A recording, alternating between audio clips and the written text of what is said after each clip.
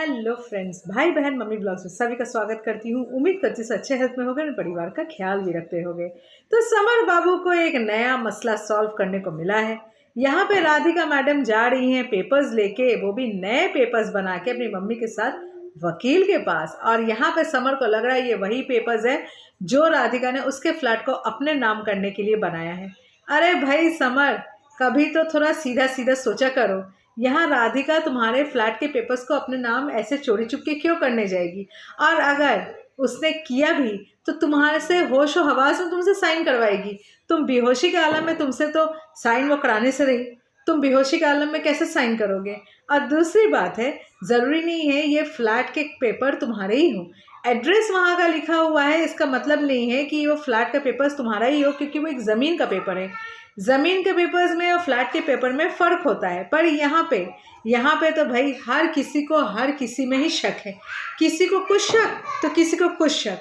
मुझे तो समझ में नहीं आ रहा राधिका, तुमको यहाँ पे जब समर के संग अच्छा नहीं लग रहा है, तुम जब यहाँ मन मार के तुम रह रही हो सिर्फ कोर्ट के बोलने से। और दूसरी बात, सबसे इम्पॉर्टेंट बात, तुमको जब समर के संग घर ही नहीं बसाना है, तुम जब डिसाइड की हो मेंटली कि मुझे समर के साथ नहीं रहना है, तो फिर तुम इतना ये सब नौटंकी क्यों तुम और तुम्हारी मम्मी कर रहे हैं?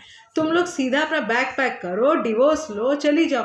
मैं रोज़ एक ही बात बोलती हूँ कि डिवोर्स लेना चाहिए राधिका को, क्योंकि समर के साथ रहना सबसे बेवकूफ़ी वाला डिसीजन होगा, चाहे वो राधिका का डिसीजन हो या राधिका की मम्मी का। यहाँ पे ये लोग एक फ्लैट के पीछे हाथ धो के पड़े हुए हैं। अरे भाई, तुम लोग के पास तो खुद का फ्लैट है राधिका।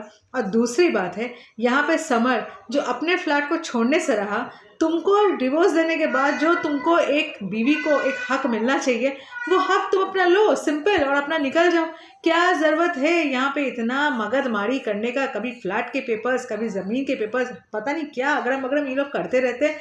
और दूसरी बात, यहाँ पे जब इम्पॉर्टेंट चीज़ होता है तब समर की मम्मी दिखाई देती नहीं है, और जब सब कुछ कार्यक्रम हो जाता है तब समर की मम्मी फिर से आएगी ये कहने के लिए मेरे घर को ये लोग लूट लिए, मेरे घर को ये कर दिए, वो कर दिया। समर, तुमसे तो मैं एक ही लाइन बोलना चाहूँगी कि सबको अपनी तरह मत समझो। तुम जैसे जैसे करते हो लोगों के संग, तुमको हमेशा यही लगता है कि लोग भी तुम्हारे साथ वैसे ही कर रहे हैं। क्यों ऐसा कर रहे हैं? क्योंकि तुम खुद उनको करने के लिए दे रहे हो। तुम्हारे जो कर्म हैं वो चीज़ तुम्हारे ऊपर घूम के तुम्हारे पास आते हैं, क्योंकि तुम इंसान ही ठीक नहीं हो। अपने आप को अगर बदलोगे ना तो तुम्हारे साथ तुम्हारे पूरे इर्द गिर्द दुनिया भी बदलेगी।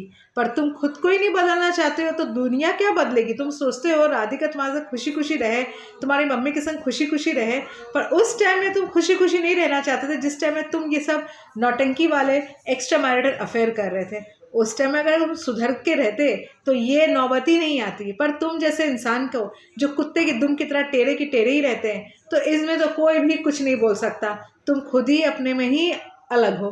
तो देखते हैं फ्रेंड्स क्या होता है। और अभी तो समर बाबू गए हैं पेपर्स को चेक कराने के लिए। जब पेपर्स चेक हो जाएंगे तो राधिका को हैंडओवर मिलेगा। तो अब देखें इससे क्या तमाशा एक नया अराइज होता है। तो जब तक मेरे ब्लॉग को आप लोग अच्छा लगा हो तो प्लीज़ एक लाइक ज़रूर कीजिएगा, चैनल में नए हो तो सब्सक्राइब ज़रूर करना।